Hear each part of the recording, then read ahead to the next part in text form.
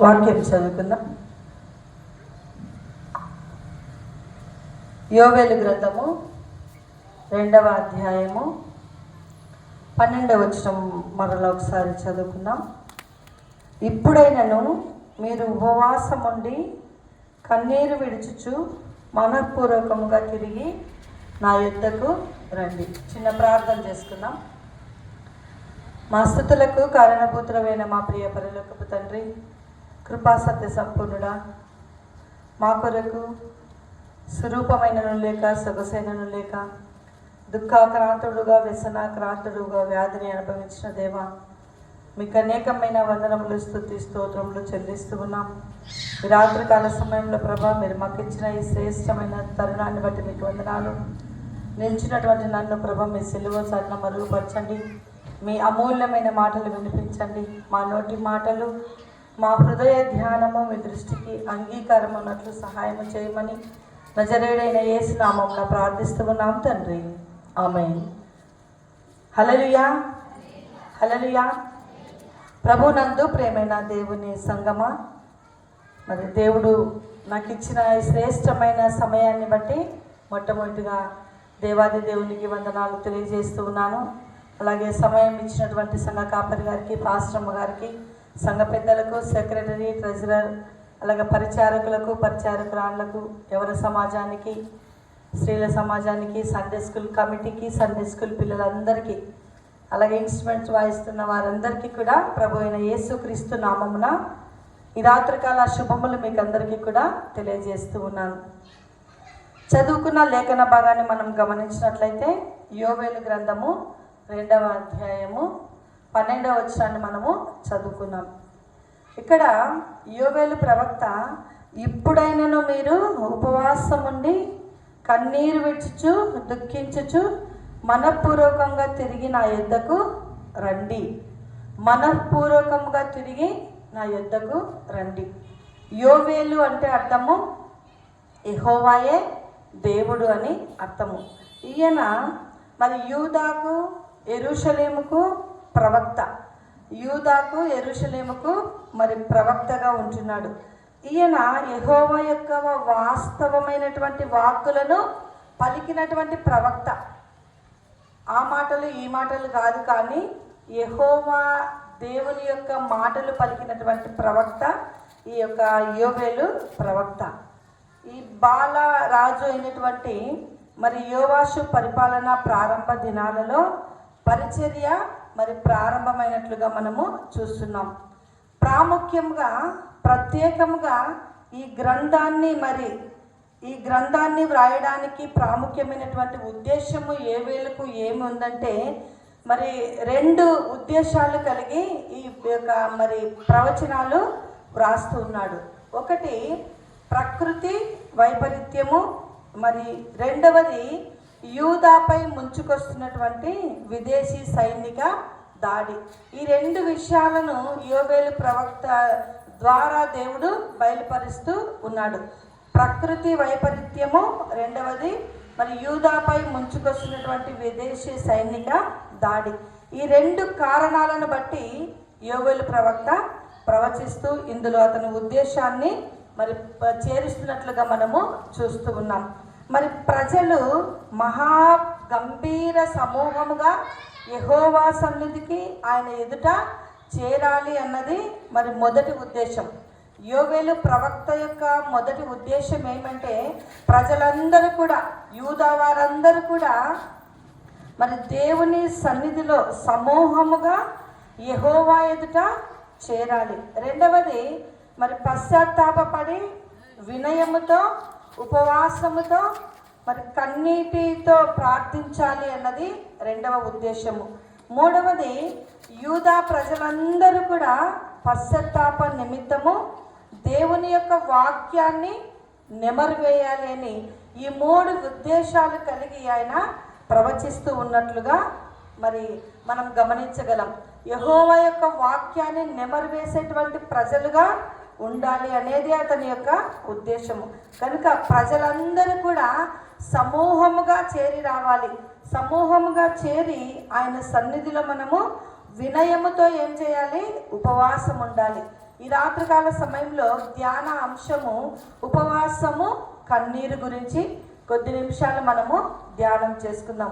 నాకు ఇచ్చిన సమయానికి నేను ముగించడానికి ప్రయత్నం చేస్తాను. ఉపవాసము కన్నీరు గురించి కొద్ది నిమిషాలు మనం ధ్యానము చేస్తాం. కనుక ఆయన సందేశము కేవలము దేవుని నుండి వచ్చినటువంటి మాటలు మాత్రమే ఈ యొక్క ప్రవక్త పలికినట్లు మనము చూస్తూ ఉన్నాం. ఎందుకంటే పెద్దలు, ప్రజలు అందరూ కూడా దేవుని వైపు తిరిగి ఆయన సహాయం కోసము మొరపెట్టాలి అన్నదే ఇక్కడ ఉన్నటువంటి ఉద్దేశం. ఎందుకు మొరపెట్టాలి? ప్రజలందరూ కలిసి, ఎందుకు పెద్దలందరూ కూడా రావాలి, ఎందుకు ఈ విధంగా యెహోవా సన్నిధిలో మీరు ఉండాలి అంటే యోవేలు గ్రంథం 1వ అధ్యాయము మరి 14వ వచనంలో మనం చూసినట్లయితే ఆ ప్రవక్త యొక్క ఉద్దేశం అక్కడ బయలుపరుస్తున్నాడు. ఉపవాస దినము ప్రతిష్ఠించుడి, వ్రత దినము ఏర్పరచుడి, యెహోవాను బతిమాలుకొనుటకై పెద్దలను దేశంలోని జనులందరినీ మీ దేవుడైన యెహోవా మందిరములో సమకూర్చుడి. హల్లెలూయా. ఎందుకు రమ్మంటున్నాడు? ఎందుకు సమూహంగా కూడి మీరు యెహోవా సన్నిధిలో ఉండాలి అంటున్నాడంటే ఉపవాస దినాన్ని మీరు ప్రతిష్ఠించుకోవాలి, వ్రత దినాన్ని మీరు ఆచరించాలి అని అంటున్నాడు. గమనించినట్లయితే ఎందుకు ఉపవాస దినాన్ని మరి వ్రత దినాన్ని మీరు ప్రకటించుకోవాలి అంటే యెహోవాను బ్రతిమాలుకొనుటకు అని అక్కడ మనము చూస్తున్నాం. యెహోవాను బ్రతిమాలుకొనుటకు మనము దేవుని మందిరానికి రావాలి. ఉపవాసముతో కన్నీటితో ప్రార్థిస్తున్నటువంటి మనము దేవుని సన్నిధికి ఎందుకు రావాలి అంటే మనం ఆయనను బ్రతిమాలుకోవడానికి రావాలి. ఎందుకు? ఆ ప్రాంతం అంతా కూడా, ఆ దేశమంతా కూడా యోవేలు పలికినటువంటి ఆ యొక్క పరిస్థితులలో దేశమంతా కూడా కరువుతో నిండి ఉంది. 10వ వచనాన్ని మనం గమనించినట్లయితే 1వ అధ్యాయము 10వ వచనము, పొలము పాడైపోయెను, భూమి అంగలార్చుచున్నది, ధాన్యము నశించెను, క్రొత్త ద్రాక్షారసము లేకపోయెను, తైల వృక్షములు వాడిపోయిన దేశమంతా కూడా కరువుతో ఉంది. అందుకే యోవేలు ప్రవక్త ద్వారా దేవుడు యూదా వారికి సెలవిస్తున్నాడు, మీరందరూ కూడా ఉపవాస దినము ప్రతిష్ఠించాలి. ఆ ఉపవాస దినములో ఏం చేయాలి? మీరందరూ కూడా యెహోవాను బ్రతిమాలాడుకోవాలి అనేటువంటి విషయాన్ని మనం అక్కడ గమనించగలం. కదా దేశం ఏమైపోయింది? తీవ్రమైనటువంటి రీతిలో పాడైపోతూ ఉంది. అందుకే మీరు దేవుని ప్రజలైనటువంటి మనము, ఆ ప్రజలందరూ కూడా దిక్కుతోచని స్థితిలో ఉన్నారు, యూదా వారందరూ కూడా. ఎందుకంటే దేశమంతా కూడా పాడైపోతుంది, కరువుతో నిండి ఉంది. అందుకే ఎట్టు దిక్కుతోచని పరిస్థితులలో నెలకొన్నది. అందువల్ల వారు తమ పశ్చాత్తాపము పొందవలసిన ఉందని వారు రాత్రింబవళ్ళు మరి దేవుని సన్నిధిలో ప్రార్థనలు చేయాలి, విజ్ఞాపనలు చేయాలి అని ఆయన పిలుస్తూ ఉన్నాడు.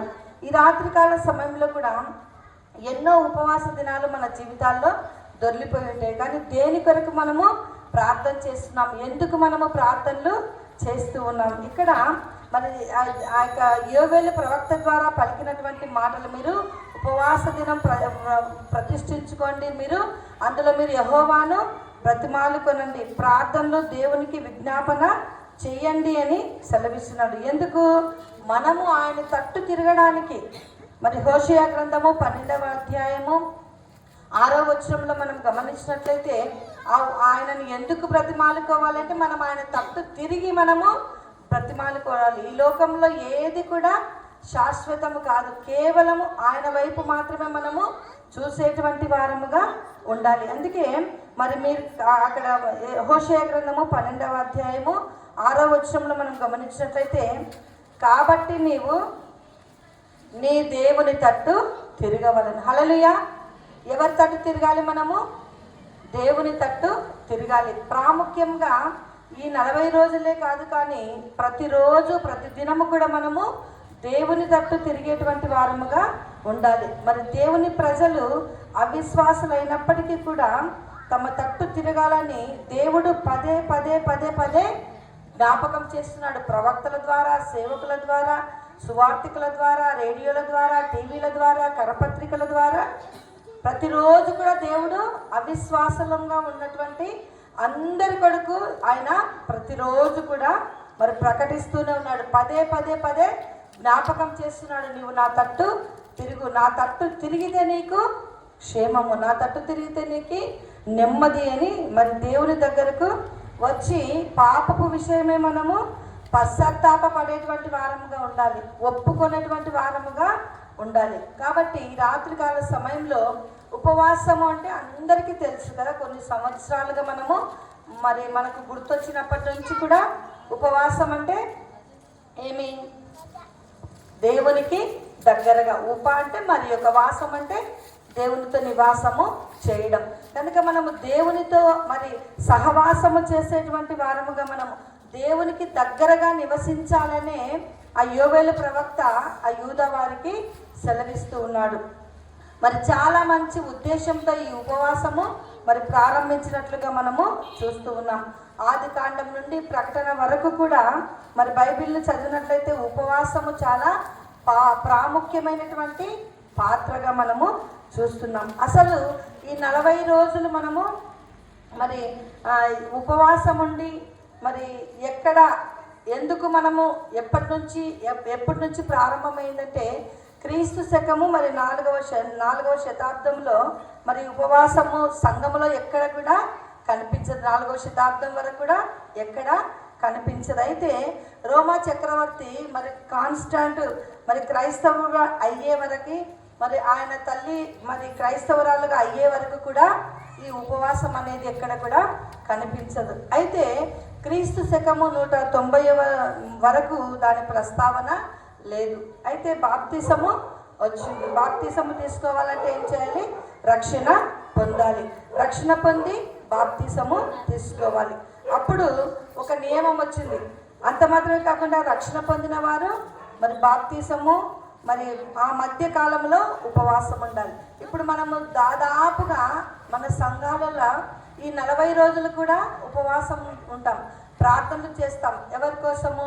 అనేకులు రక్షింపబడాలని, నమ్మి బాప్తిసము తీసుకోవాలి, రక్షణ పొంది బాప్తిసము తీసుకోవాలని మనము ప్రార్థనలు చేస్తుంటాం. అది ఎన్ని రోజులు, ఎప్పుడు, ఎక్కడ అనేది కాదు, కానీ ఉపవాసం అనేది చాలా ప్రాముఖ్యం. ఈ 40 రోజులు కూడా ప్రార్థనా పనులు, ఎంతోమంది ఉపవాసం ఉండి కన్నీరు కారుస్తూ నశించిపోయే ఆత్మల కొరకు ప్రార్థనలు చేస్తూ ఉంటాం.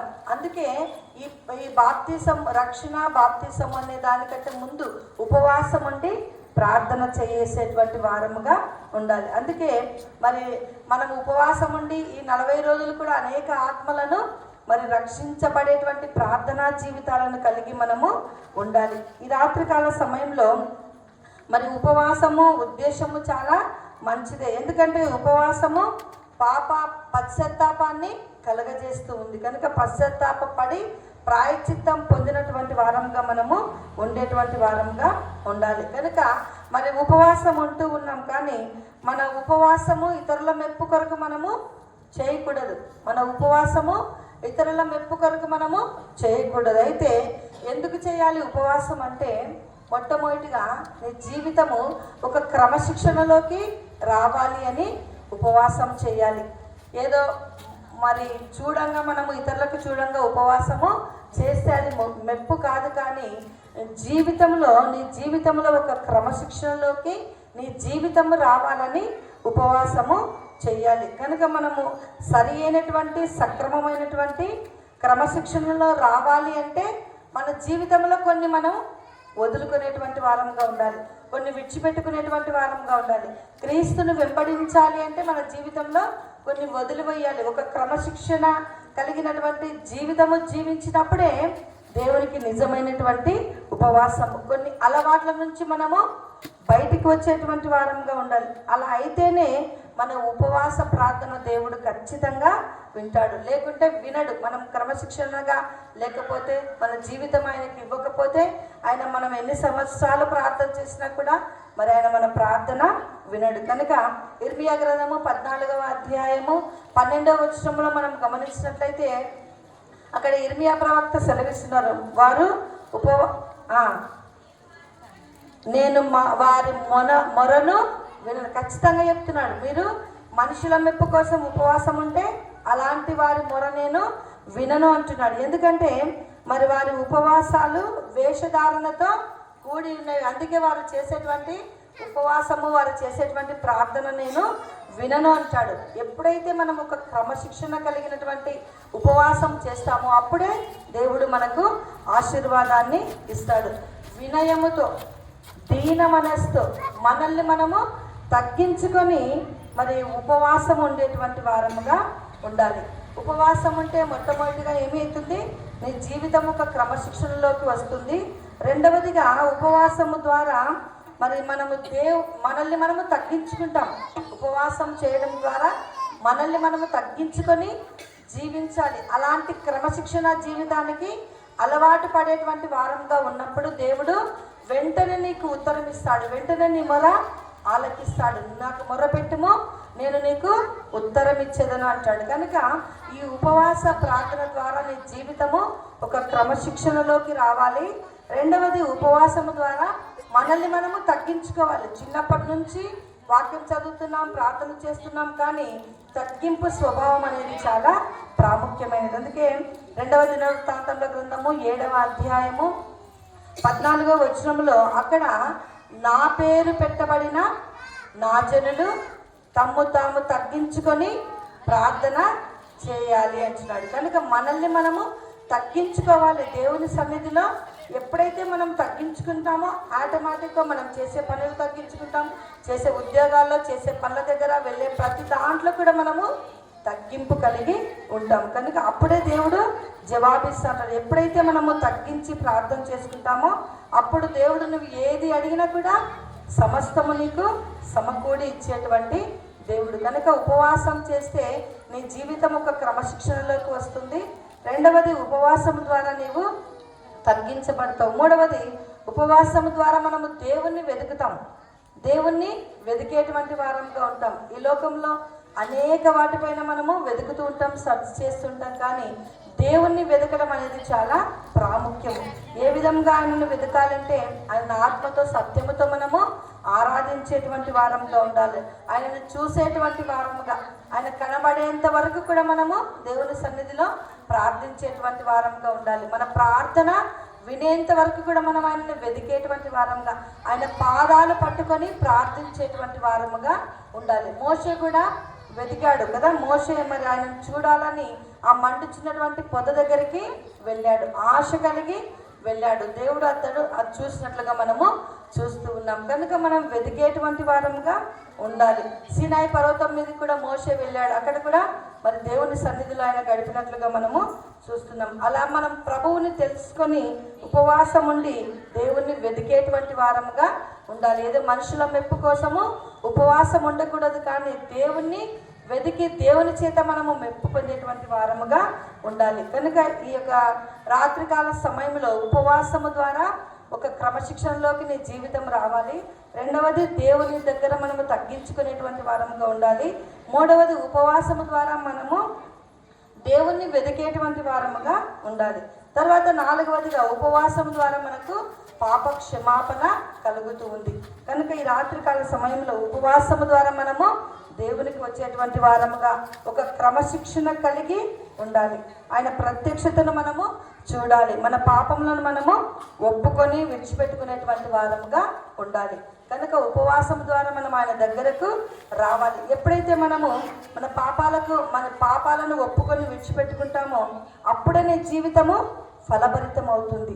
అంతేకాని ఎన్ని సంవత్సరాలు 40 రోజులు ఉపవాసం ఉన్నా కూడా నీ జీవితము దేవునికి అప్పగించుకోకుండా, పాపాలకు ప్రాయశ్చిత్తము కలగకుండా ఉంటే అది ఫలభరితమైనటువంటి జీవితము కానే కాదు. అందుకే మరి అతిక్రమములు ఒప్పుకొని విడిచిపెట్టుకుంటే మనము వర్ధిల్లుతాం. ఆ వర్ధిల్లేలాగా ఉండాలని, ఫలించేలాగా ఉండాలనే దేవుడు కోరుకుంటూ ఉన్నాడు. కనుక ఈ రాత్రికాల సమయంలో తప్పు చేసినటువంటి వారం మరలా అదే తప్పును చేస్తూ మరలా దేవుని దగ్గర ఒప్పుకుంటూ ఉంటాం, కానీ విడిచిపెట్టని స్థితిలో మనము ఉన్నామేమో ఒకసారి పరీక్ష చేసుకోవాలి. ఒకవేళ నీవు అలాంటి జీవితంలో ఉంటే నీ జీవితంలో ఎలాంటి మార్పు ఉండదు, ఎలాంటి అభివృద్ధి అనేది ఉండదు, ఆత్మీయంగా ఉండదు, శారీరకంగా ఉండదు. కనుక ఈ రాత్రికాల సమయంలో ఎలాంటి ఉపవాసము నువ్వు చేస్తూ ఉన్నావు. తర్వాత రెండవది, కన్నీరు. ఈ కన్నీరు మొదటిగా ఉపవాసము, రెండవది కన్నీరు. మరి ఇక్కడ కన్నీరు అంటే ఏడవడం. తర్వాత ఈ 40 రోజులు కూడా ఉపవాస ప్రార్థనలో మనము ఎవరి కోసం ఏడవాలి? ఎవరు ఏడవాలి? ఎవరి కోసం ఏడవాలి? ఎవరు ఏడవాలి? యేసయ్య కోసం ఎంతమంది ఏడుస్తున్నారు? ఎవరు ఏడ్చరా యేసయ్య కోసము? ఎవరం ఏడ్చం. ఎందుకంటే ఆయన సిలువలో 2026 సంవత్సరాల కిందట మన కొరకైనా కల్వరి సిలువలో గొప్ప బలియాగము చేశాడు.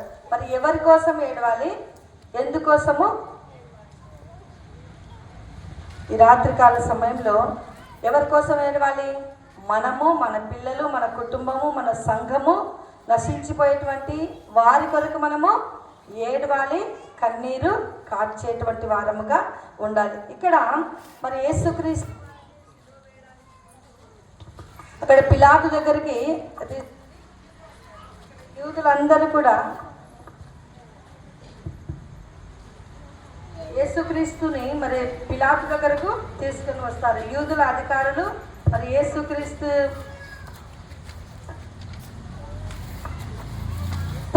వారిపైన మరి నేరము మోపాలని, అయితే సరైన సాక్ష్యాలు వారికి దొరకనందుక మరి యేసుని విడుదల చేయాలని మరి అడుగుతారేమని పిలాతు మరి ఒక ఆశ కలిగి ఉన్నాడు. ఎందుకంటే పిలాతుకు తెలుసు యేసు ఏ నేరము కూడా చేయలేదు, ఆయన ఏ తప్పు కూడా లేదని ఆయనకు తెలుసు. అయితే పిలాతుకు ఒక చిన్న ఆశ ఉంది, యేసుక్రీస్తుని విడుదల చేయమంటారేమో అని ఒక ఆశ ఉంది. కానీ అందుకు ఆయన మరి అడిగినా కూడా వారు ఏమంటున్నారు?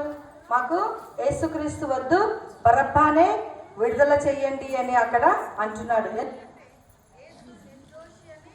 మరి ఆ యొక్క పిలాతుకు తెలుసు. అంత మాత్రమే కాదు, ఆయన భార్య కూడా చెప్పింది కదా, ఆ నీతిమంతుని జోలికి నీవు వెళ్ళవద్దు అని చెప్పింది.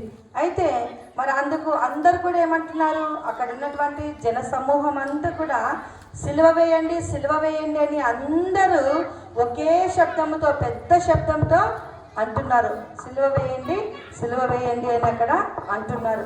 ఆ నీతిమంతుని రక్తము గూర్చి నేను నిరపరాధిని, ఇక మీరే చూసుకోండి అని పిలాతు చేతులు కడిగినారు. అయితే అప్పుడు ఆ ప్రజలందరూ కూడా ఒక మాట అంటారు, గట్టిగా చదవండి. మత్తయి సువార్త 27వ అధ్యాయము 24వ వచనంలో ఇక్కడ పిలాతు ఏమంటున్నాడు? నిరపరాధి, నాకేమి సంబంధము లేదు, నేను యేసుక్రీస్తు వారి విషయంలో నిరపరాధిని అని చేతులు కడుక్కున్నప్పుడు ఇక్కడ ఉన్న ప్రజలందరూ కూడా ఏమంటున్నారో ఒకసారి గమనించండి.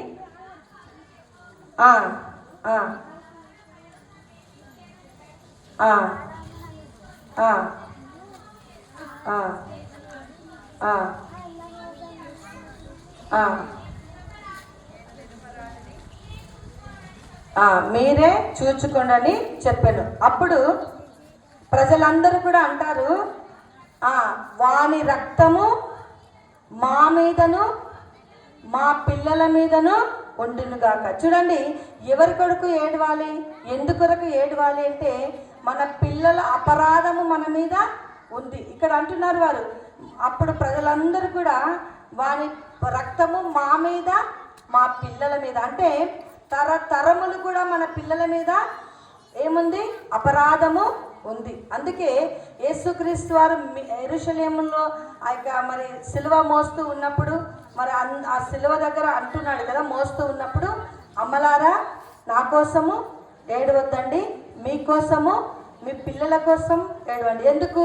మీ పిల్లల పైన మీ పైన తరతరముల అపరాధము ఉంది. వీళ్ళు అంటున్నారు కదా, ఆ అపరాధం అంతా కూడా మాది, వాని రక్తము మా మీద మా పిల్లల మీద ఉండునుగాక అని అంటున్నారు. కనుక ఆ అపరాధము పోవాలంటే, ఆ పాపము పోవాలంటే నీవు కన్నీరు విడవాలి, ప్రార్థన చేయాలి, ఏడవాలి, ఉపవాసము ఉండాలి. అందుకే ఈ రాత్రికాల సమయంలో ఆ అపరాధము పోవాలి అంటే మనం ఉపవాసం ఉండాలి, కన్నీరు విడిచి ప్రార్థించేటువంటి వారముగా ఉండాలి కదా. రక్తం అంటే ఏమి? ప్రాణమే కదా. రక్తం అంటే ప్రాణం. కనుక వాని ప్రాణము మా మీద మా పిల్లల మీదనే, ఆ అపరాధం అంతా కూడా మాదే అని ఆ ప్రజలందరూ కూడా ఒప్పుకున్నారు. కనుక నేటికి కూడా అపరాధము మనపైన మన పిల్లల పైన ఉంటూ ఉంది. కనుక మీరు ఉపవాసం ఉండి కన్నీరు కారుస్తూ అండి అని యేసుక్రీస్తు వారు చెప్తున్నాడు. కనుక ఇక్కడ యోవేలు ప్రవక్త ద్వారా కూడా అతను సెలవిస్తున్నాడు, ఈ దేశమంతా కూడా కరువుతో నిండింది, ఈ ప్రాంతం అంతా కూడా కరువుతో ఉంది, కనుక మీరు ఒక ఉపవాస దినాన్ని ప్రతిష్ఠించుకోండి, వ్రత దినాన్ని ప్రతిష్ఠించుకోండి. ఎందుకు? యెహోవాను మీరు వేడుకోవాలి, యెహోవాను మీరు బ్రతిమాలుకోవాలి అని అక్కడ యోవేలు ప్రవక్త ద్వారా సెలవిస్తూ ఉన్నాడు. కనుక ఆ యొక్క ప్రాణము మా మీద మా పిల్లల మీద ఉండునుగాక, వాని రక్తము అని ఆ అపరాధము మన మీద మన పిల్లల మీద ఉంది కనుక మనము మరి దోషులుగా మరి మనం ఎంచబడినట్టుగా మనము చూస్తూ ఉన్నాం. ఆ దోషము పోవాలి అంటే మనము ప్రార్థన చేసేటువంటి వారముగా ఉండాలి. అంటే తండ్రులు చేసినటువంటి పాపము మరి పిల్లలు కూడా దోషులయ్యారు కదా, అక్కడ వారు చేసినటువంటి పాపము పిల్లలకు కూడా దోషులైనట్లుగా మనము చూస్తున్నాడు. కనుక వారి మీద శిక్ష రాకుండా ఉండాలంటే, తరతరములు మన పిల్లల మీదకి శిక్ష రాకుండా ఉండాలి అంటే పశ్చాత్తాపము పొందాలి. పశ్చాత్తాపము పొందితేనే మనకు ప్రాయశ్చిత్తము. కనుక వారి పాపాలు పిల్లలను బాధిస్తూ ఉన్నాయి, మన పిల్లలను పాపాలు బాధిస్తూ ఉన్నాయి. అందుకే ఉపవాసం ఉండి కన్నీరు కారుస్తూ మనము దేవుని సన్నిధిలో ప్రార్థించేటువంటి వారముగా ఉండాలి. కనుక ఉపవాసము ద్వారా నీ జీవితము ఒక క్రమశిక్షణలోకి రావాలి. ఉపవాసము ద్వారా దేవుని ముందర మనము తగ్గించుకొని ఉండాలి. ఉపవాసము ద్వారా దేవుణ్ణి వెదకాలి. ఉపవాసము ద్వారా మనము మన పాపాలను ఒప్పుకొని విడిచిపెట్టుకొని మరి మనము అభివృద్ధి పొందేటువంటి వారముగా, అతిక్రమములు చేయకుండా వాటిని మరి ఒప్పుకొని విడిచిపెట్టుకుంటే మనము వర్ధిల్లేటువంటి వారముగా, మన జీవితము, మన సంఘము, మన కుటుంబాలు మరి ఫలాభివృద్ధి పొందేటువంటి వారముగా మనము ఉండాలి. ఉపవాసం ఉంటే 4 లక్షణాలు. తర్వాత కన్నీరు విడిచాలి. ఎవరి కొరకు విడిచాలి, ఎందుకు విడిచాలి, విడిస్తే ఏమి? కనుక మన పిల్లల పైన తరములు మరి అపరాధం ఉంది, దోష శిక్ష ఉంది. అందుకే ఆ దోష శిక్ష పోవాలి అంటే మనమందరం కూడా ఉపవాసం ఉండి కన్నీరు కారుస్తూ దుఃఖిస్తూ రోధిస్తూ ప్రార్థన చేయాలి. అంగలార్ప విద్యను వారికి నేర్పుని అంటున్నాడు. కనుక అంగలార్చే తల్లులను మీరు పిలువనంపించుని అంటున్నాడు. కనుక అంగలారుస్తూ రోధిస్తూ ప్రార్థన చేస్తూ మనము మన పిల్లలు నిర్దోషులుగా నిష్కలంకులుగా క్రీస్తు రక్తములో కడగబడినటువంటి వారంగా ఉండాలి అంటే మనము ప్రార్థించేటువంటి వారంగా ఉండాలి. పట్టుదల కలిగినటువంటి ప్రార్థన చేసేటువంటి వారంగా ఉండాలి. కనుక మనం నిర్దోషులుగా ఉండాలని, నిష్కలంకులుగా ఉండాలని, దేవుని రాజ్యానికి వారసులుగా ఉండాలి అని యేసుక్రీస్తు వారు కలవరి సిలువలో నీ కొరకు నా కొరకు మరణించి మరలా రెండవసారి వస్తూ ఉన్నాడు.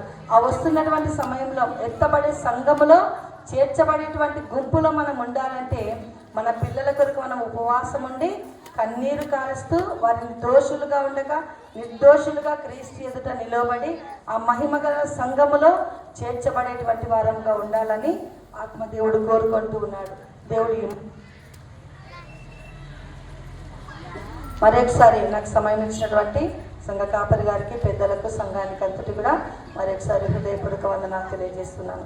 Thank you sir. మంచి శ్రేష్టమైనటువంటి దైవ సందేశాన్ని అందించినటువంటి దైవజనురాలు ఎం విజయ్ కుమారి పాస్టమ్మ గారికి ప్రభు నామమున నేను వందనాలు తెలియజేస్తూ ఉన్నా. ప్రియులారా, ప్రార్థన చేసుకుందాం. దయచేసి కళ్ళు మూసుకొని తలలు వంచి మోకరించండి. ఉపవాసమును గురించి శ్రేష్టమైన సంగతులు మనము విన్నాం కనుక అలాగున మరి ఉపవాసములో ఉండి ఆ దైవ సన్నిధిలో మన కొరకు, మన కుటుంబాల కొరకు, మరి సంఘము కొరకు, నశించిపోతున్న ఆత్మల కొరకు మరి కన్నీటి ప్రార్థన చేసే వారమై ఉండుట కొరకు దైవ సన్నిధానములో మనము ప్రార్థన చేసుకుందాం. ప్రతి ఒక్కరు కూడా ప్రార్థనలో ఉండండి. మరి అమృతవల్లెక్క ఉంటే గనుక ప్రార్థన చేయాలని మనవి చేస్తున్నాను. అమృతవల్లి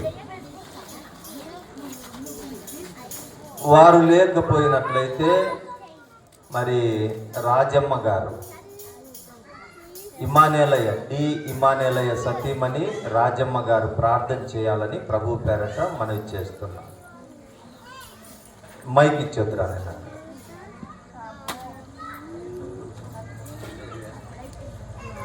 రండి నాయన, రా రా.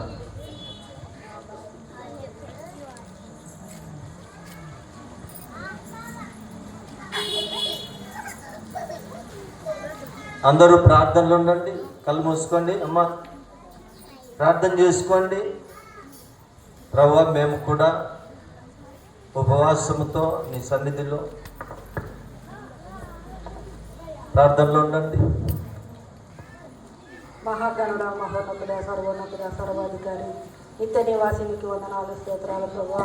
నువ్వు ఎంతైనా నమ్మదగిన దేవుడివి, కృపా సమృద్ధి గలవాడివి, అధిక స్తోత్రం ఉండదగిన దేవానికి వేలాది వందనాలు, స్తోత్రాలు ప్రభా. దినదినం మాకు ప్రార్థన కుటుంబం ఇస్తున్నందుకు నీకు వందనాలు, స్తోత్రాలు ప్రభా. ఈ యొక్క సాయంకాల సమయంలో ప్రభా మమ్మల్ని ఇక్కడ తీసుకొచ్చానికి వందనాలు, స్తోత్రాలు. పాటలతో మహిమ తెచ్చుకున్న దేవా, వాక్యంతో మాతో మాట్లాడినందుకు నీకు వందనాలు, స్తోత్రాలు ప్రభా. నీ మాటలు నీ వాక్యం విన్నాం ప్రభా. విని విడిచిపెట్టకున్నట్టు మా హృదయంలో భద్రం చేసుకున్నట్టు నీ కృప దేవా.